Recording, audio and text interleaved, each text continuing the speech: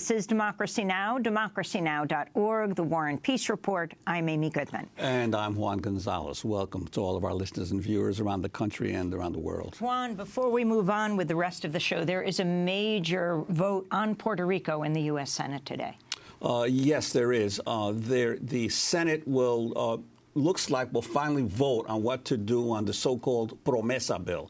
This is the bill that both the Obama administration and Republicans in the House passed, got through the House initially a couple of weeks ago, which would establish a means for Puerto Rico to restructure its $72 billion in debt, but would also impose a financial control board, what I and other people call a colonial control board, over the Commonwealth of Puerto Rico.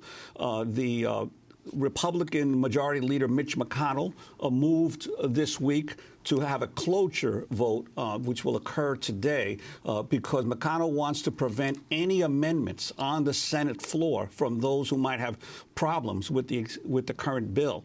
So he's going to go for a 60-vote cloture vote and then proceed to have a vote on the full bill, because they're trying to rush to get this bill through before the July 1 deadline in a few days, when Puerto Rico is sure to default on a huge portion of its debt. It has to pay about $2 billion on July 1.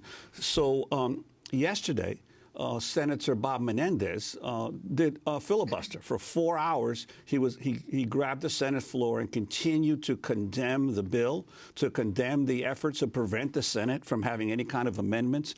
But in the process, he also really, for anybody who watched it on C-SPAN, you got a real lesson on what is the problem and why people are calling this a colonial control bill. For instance, Menendez said that contrary to what the Obama administration has been saying and what many Republicans in Congress have been saying, the people of Puerto Rico are completely opposed to this bill. There was a recent poll showed that 69% of Puerto Rican voters on the island are opposed to the Promesa Bill, the very bill that the Senate is about to pass, and 54% are opposed to any kind of outside control board running the affairs of Puerto Rico for the next 5 to 10 years. And so there's huge opposition on the island to the bill, and yet the Congress is moving forward. Unfortunately, there's a lot of liberal Democrats that are supporting this bill.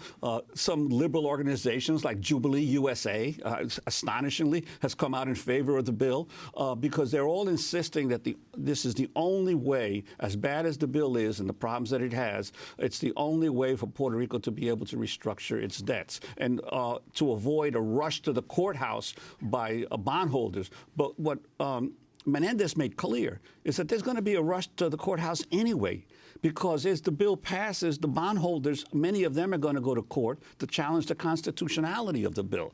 So it's not as if there's not going to be legal challenges on July 1. But Menendez went on for 4 hours. Bernie Sanders participated for a short time in the filibuster. So did Maria Cantwell.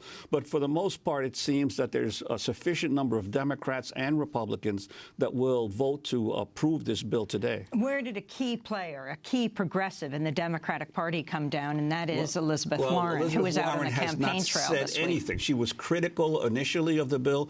Elizabeth Warren has not said anything about this. My sense is that she's going to vote for it as well.